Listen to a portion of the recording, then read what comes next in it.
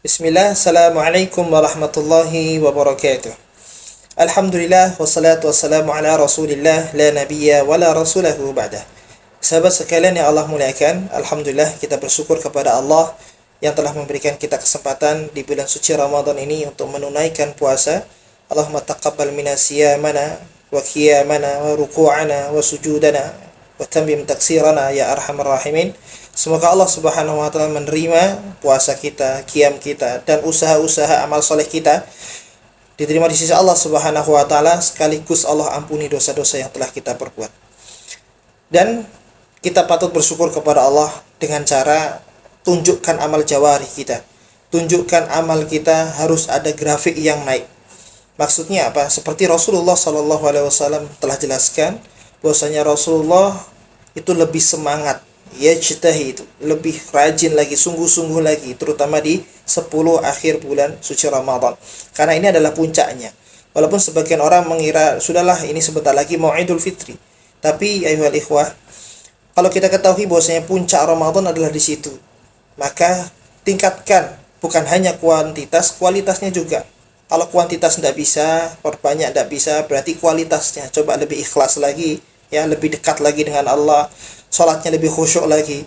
Maka ketika kita konsisten dengan nikmat yang telah Allah berikan, dengan cara kita menunjukkan amal jawarih kita lebih rajin lagi, maka semoga Allah Subhanahu wa taala bisa mempertemukan kita dengan bulan suci Ramadan di akan datang atau tahun depan. Begitupun salawat dan salam tetap tercurahkan kepada baginda besar kita Rasulullah Sallallahu Alaihi Wasallam, yang mana semoga kita menjadi umatnya yang mengikuti sunnah-sunnah beliau, dan kita terus berdoa serta berharap agar kita mendapat syafaat beliau di yaumul qiyamah kelak. Alhamdulillah, pada kesempatan kali ini kita akan sedikit membahas tentang ZIS, ya. ZIS sebetulnya adalah singkatan zakat, infak, sedekah, ya. Sebelum masuk ke sana, kita harus ketahui bahwasanya di bulan suci Ramadan ini kita berpuasa, menahan diri dari makan, minum, ataupun dari hal-hal yang membatalkan puasa. Tujuannya agar kita makin dekat dengan Allah, agar kita lebih bertakwa kepada Allah Subhanahu wa taala. Maka ada ilah di sana, perintahnya la'allakum tattaqun di akhir ayat Al-Baqarah ayat 183, ya, agar kita makin bertakwa lagi kepada Allah. Dan Allah Subhanahu wa taala menjelaskan ciri-ciri orang bertakwa banyak di dalam Al-Qur'an. Dan salah satunya di dalam surat Az-Zariyat ayat 19, ya. A'udzubillahi minasyaitonir rajim wa fi amwalihim haqqul lis-sa'ili wal mahrum. Kita harus sadar bahwasanya orang yang bertakwa itu sadar di dalam harta-harta mereka itu ada hak orang lain. Baik orang yang lain itu bisa meminta datang kepada kita, ada yang tidak. Maka dari sang peminta dengan yang tidak meminta, dan itu mereka adalah orang yang membutuhkan, ada hak mereka di dalam harta kita. Maka ini yang perlu kita sadari. Bukan apa yang kita miliki itu semuanya milik kita, tetapi ada yang kita harus sisihkan. Maka harus cerdas dalam memanage keuangan. Itu orang yang bertakwa. Dan kemudian kita akan masuk dari yang terakhir, sedekah. Sedekah itu dari kata jujur, ya, kebenaran. Jadi bukti benar dan bukti jujur kita kepada Allah menyebarkan sebuah kebaikan, kita persembahkan kepada Allah dalam bentuk sedekah. Ya, maka sedekah ini umum, ya. Bahkan nanti yang mewakili zakat dan infak juga dalam Al-Qur'an memakai kata atau istilah sedekah. Sedangkan sedekah ini umum sekali. Wa kullu khutwatin tamshiha ila shalah. Ketika kita ingin melaksanakan salat, mengerjakan salat, langkah kaki kita sudah dihitung di sisi Allah adalah dengan sedekah. Di sisi Allah adalah bentuk sedekah kita, dihitung sama Allah.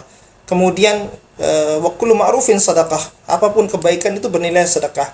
Tasbih, tahmid, takbir itu sedekah. Bahkan hatta senyum saja itu juga sedekah. Tabassumuka fi wajhihi ka sedekah. Senyumnya kita kepada saudara-saudara kita adalah sedekah umum. Dan zakat pun juga disedekah. Contoh dalam surat At-Taubah ayat 60, innamas shadaqatu lil fuqara wal masakin wal 'amilina 'alaiha wal mu'allafati qulubuhum wa fir riqab wal gharimina wa fi sabilillahi wa ibnis sabil. Ya, itu pakai kata sedekah. Begitupun infak, ya, di dalam Al-Baqarah ayat 264 bahwasanya ya ayyuhalladzina amanu la tubtilus shadaqatikum bil manni wal adha. Wahai orang yang beriman, janganlah rusak sedekahmu dengan mengungkit-ungkitnya. kalladzi yunfiqu malahu ria'an nas, yaitu orang yang berinfak tetapi karena riya, ingin dilihat orang. Jadi kita bisa merusak sedekah kita dengan kita berinfak tetapi infaknya itu karena kepentingan manusia, ridho manusia. Naudzubillahi min dzalik. Nah, maka dari itu kita simpulkan sedekah ini lebih luas lagi maknanya. Maka khudz min amwalihim shadaqatan tutahhiruhum wa tuzakkihim biha wa shalli 'alaihim. Ini surat At-Taubah ayat 103. Kita ambil juga dari harta-harta ini kita sedekahkan. Fungsinya apa? Liyutahhiru, yaitu adalah mensucikan, membersihkan. Yang kedua itu adalah infak. Ya, infak ya. Belum nanti zakat terakhir ya. Infak adalah sesuatu yang kita keluarkan dari amwal maupun rezeki yang Allah Subhanahu wa taala beri kepada kita, titipkan kepada kita, kita keluarkan kepada orang yang membutuhkan. Nah, ini tentu kapan waktunya tidak ada batasannya dan kemudian tidak ada ketentuannya, bisa dikit juga bisa besar. Cuma nanti memang infak ini ada dua. Ya, ada dua. Ada yang wajib dengan ada yang sunnah. Maksudnya sunnah itu adalah nanti ditunaikan setelah hal yang wajib tertunaikan. Yang wajib adalah seperti kita ini, para pemimpin rumah tangga, suami, ini kita memberikan nafkah kepada istri. Surat An-Nisa ayat 34, Ar-rijalu qawwamuna 'alan nisa bima faddalallahu bi ba'dhum 'ala ba'd wa bima anfaqu min amwalihim. Jadi tugas suami itu dua. Yang pertama menjadi pemimpin, ya, siap benar, siap baik. Ya, kalau ndak baik, ndak benar, tapi harus siap baik dan siap benar. Ndak bertanggung jawab, harus siap tanggung jawab. Ya, inilah pemimpin ya, ada qawam. Kemudian yang kedua tugasnya adalah memberikan nafkah. Wa bima anfaqu min amwalihim. Ya, kemudian setelah itu barulah ya nanti infak itu kepada yang berhak, yaitu dalam surat Al-Baqarah ayat 115. Wa yas'alunaka madza yunfikun. Ditanyakan kepada engkau Muhammad tentang apa yang diinfakkan. Qul ma anfaqtum min khairin falil walidaini wal aqrabina wal yatama wal masakin wa ibnis sabil. Yaitu tentang sesuatu yang baik. Infak itu caranya baik dan sumbernya juga baik. Kepada siapa? Kita utamakan kepada orang yang tidak mampu dari keluarga atau orang tua. Kemudian keluarga atau saudara yang dekat, kerabat, akrabin. Kemudian yatama, orang-orang yatim, ya. Kemudian orang miskin dan ibnu sabil, melakukan perjalanan yang tidak punya biaya. Karena memang infak ini di jalan Allah Subhanahu wa taala banyak sekali perintahnya, wa anfiqu mimma razaqnakum wa anfiqu fi sabilillah. Jadi banyak sekali perintahnya bahwasanya kalau kita berinfak di jalan Allah, Allah akan lipat gandakan. Contohnya dalil dari firman Allah Subhanahu wa taala, masalul ladina yunfikuna amwalahum fi sabilillah kamasali habbah. Barang siapa yang menginfakkan hartanya di jalan Allah, itu Allah memberikan perumpamaan bahwasanya ia seperti menanam satu biji. Dan satu biji ini akan tumbuh pohon, dan pohonnya ini ada 7 cabang, ya. Sab'u sumbulah. Nah, sedangkan satu cabangnya sumbulatin mi'atu habbah, akan numbuh lagi biji 100 biji. Ya, jadi bisa katakan motivasi Allah Subhanahu wa taala yang Allah berikan kepada kita adalah bagaimana nanti kita akan dilipat gandakan apa yang kita infakkan menjadi 700 kali lipat. Ya. 1.000, 7.000, 700.000, sejuta, 700 juta. Ya, tapi tetap hak prerogatif Allah Subhanahu wa taala, entah dikurangi, dilebihkan, Allah yang memiliki kehendak itu. Tetapi ini motivasi dari Al-Qur'anul Karim. Maka infak bukan mengurangi harta kita, tapi malah justru menambah harta kita, insyaallah biidznillah. Kemudian yang ketiga, yang terakhir adalah tentang zakat. Ya, zakat dari katanya saja sudah zakah, tazkiyah atau membersihkan, mensucikan. Ya, qad aflaha man zakkaha. Ya, sungguh beruntung orang yang membersihkan jiwanya, ya, bersih, tazkiyah. Maka berbeda dengan infak tadi, zakat ada tuntunannya, ada waktu-waktu tertentu, ada batasannya, ada besarannya sesuai dengan syariat Islam. Ya, bahkan nanti zakat ada dua, zakat fitrah dengan zakat mal. Yang kita sebut ayatnya tadi, ya, atau ayat 60 bahwasanya innamas shadaqatu lil fuqara wal masakin wal 'amilina 'alaiha wal mu'allafati qulubuhum wa fir riqab wal gharimin wa fi sabilillah wa ibnis sabil. Bagi fakir miskin, kemudian amil, kemudian mu'allaf, ya, kemudian budak, dan kemudian orang yang terlilit hutang, kemudian orang fi sabilillah di jalan Allah Subhanahu wa taala ini yang berperang, ya. Kemudian yang tiga adalah ibnu sabil. Dan 8 asnaf ini, 8 golongan ini diperuntukkan untuk zakat mal, ya, bukan zakat fitrah. Adapun zakat fitrah menitikan kepada 2 golongan, yaitu fakir dan miskin saja. Miskin adalah orang yang kebutuhannya lebih daripada pendapatannya. Misal ia memiliki gaji sekian, 1 juta, punya anak banyak, ya, kemudian dengan perekonomian yang tinggi, ya, sehingga ia tidak mampu memenuhi kebutuhan keluarganya. Adapun fakir bukan tidak mampu untuk membutuhi keluarganya, bahkan untuk dirinya saja dia tidak mampu. Maka ini yang perlu dikeluarkan zakat fitrah kepada mereka. Ya, maka itu perbedaan antara zakat fitrah dan zakat mal. Dan waktunya pula berbeda. Zakat fitrah ini waktunya sekarang di penghujung bulan Ramadan hingga nanti sebelum sholat Id. Sehingga nanti di waktu perayaan Id, hari raya Idul Fitri, hari raya yang dimana kita boleh berbuka, makan di sana, ya, kita menahan 1 bulan, sama-sama menahan, yang kaya, yang miskin, pejabat, rakyat biasa, puasa. Kemudian nanti berjumpa pada hari yang diharamkannya berpuasa. Nah, disitulah kaum fakir, kaum miskin sudah memiliki bahanan pokok untuk dimasak dan untuk dimakan. Nah, ini kepedulian sesama. Ya. Adapun zakat mal nanti memang sudah sampai nisabnya, awalnya misalnya 1 tahun, ya. Kalau sudah sampai batasan waktunya, nah itu silahkan dikeluarkan. Maka nanti zakat mal ada profesi atau penghasilan. Nanti ada juga emas dan perak, ya, ukurannya 85 gram emas, yaitu nanti bisa dihitung berapa ratus juta, sekian ratus juta. Nah, itu diwajibkan zakat mal keluar 2,5%. Ya, adapun nanti seperti pertanian, ya, perkebunan, itu nanti akan berbeda antara yang diairi dengan yang tidak diairi. Terus kemudian nanti adanya juga peternakan, ternak kambing misalnya sudah nyampe 40 ekor, yaitu silahkan di zakati 1 kambing. Kalau sudah 50 ekor, ya, lebih lagi. Nah, kalau misalnya sapi itu cukup 30 ekor sudah kita zakati mal. Kemudian kalau unta itu 25 ekor, ya, kita zakat unta yang masih usia 1 tahun. Walaupun nanti 1 dengan 5 unta kita sudah zakat kambing, gitu, ya. Nah, ini ketentuannya banyak sekali dalam zakat mal. Dan memang harus dikeluarkan, itu wajib hukumnya. Ya, karena apa tadi? Jangan sampai Allah Subhanahu wa taala mengeluarkan dengan cara paksa. Naudzubillah min dzalik, kita kena musibah dan lain sebagainya.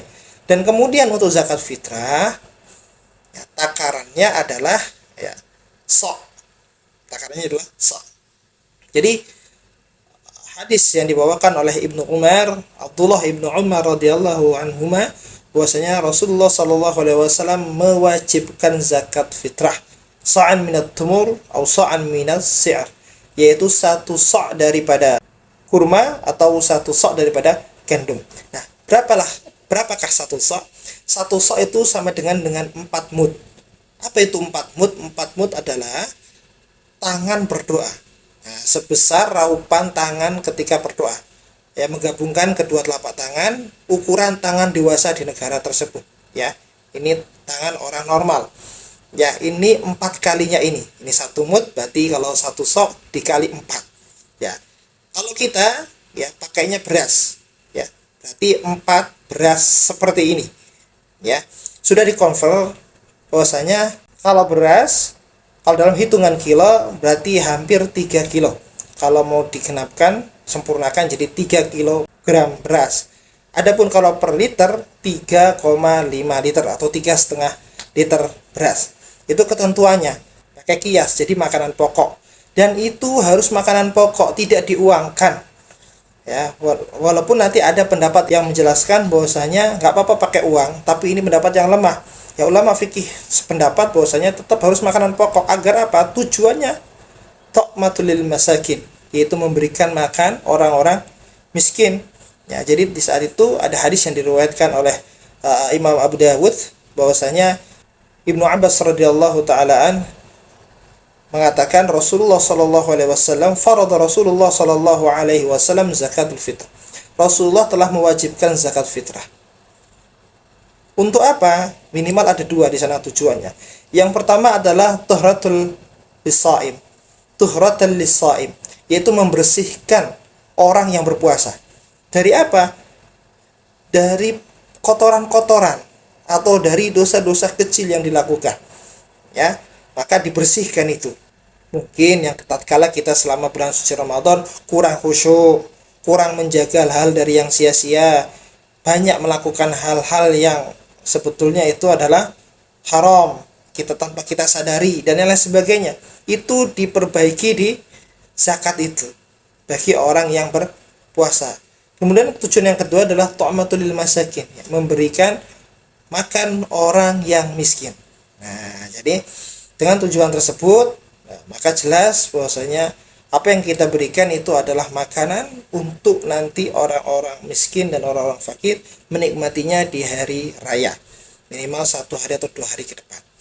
Oleh karenanya, para sahabat sekalian, jangan hanya terpaku dengan zakat fitrah dan zakat mal. Bisa kita dengan infak juga, bisa dengan sedekah yang lainnya menyebar sebuah kebaikan.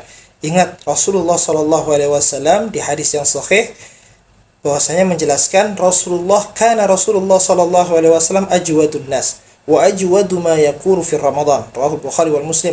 Rasulullah itu paling dermawan, manusia yang paling dermawan, dan kedermawanannya akan lebih makin menjadi lagi tatkala berjumpa dengan bulan suci Ramadan, terutama di akhir ini. Mari beberapa hari kita gunakan, mungkin tinggal 4-3 hari lagi, ya. Maka kesempatan yang kita gunakan untuk memberikan apa yang kita keluarkan kepada orang yang membutuhkan di bulan ini jauh lebih besar pahalanya dibandingkan di bulan yang lain. Kemudian ada yang tanya tentang bagaimana pengucapan niat dalam berzakat, apakah harus diucapkan atau tidak. Jadi nawaitu an ukhrijaz zakata li siapa gitu ya, lillahi ta'ala nanti. Nah, jadi ikhwan sekalian yang Allah muliakan, niat itu adalah al-qasdu atau tujuan kita. Kalau memang niatnya sudah tercancap dalam diri, ya sudah, tidak perlu diucapkan, karena niat itu tempatnya di dalam hati. Setelah kita menetapkan untuk berniat, tugas kita menjaga niat, itu yang paling penting.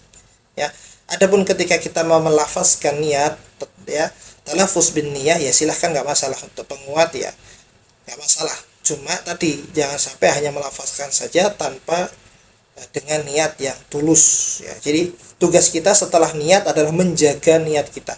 Dengan kitanya berjalan mendatangi amil, atau memang kita langsung kepada orang yang kita tuju, yang itu masuk kepada fakir dan miskin, membawa zakat kita untuk kita serahkan, itu kan sudah termasuk tujuan, ya, bergeraknya kita.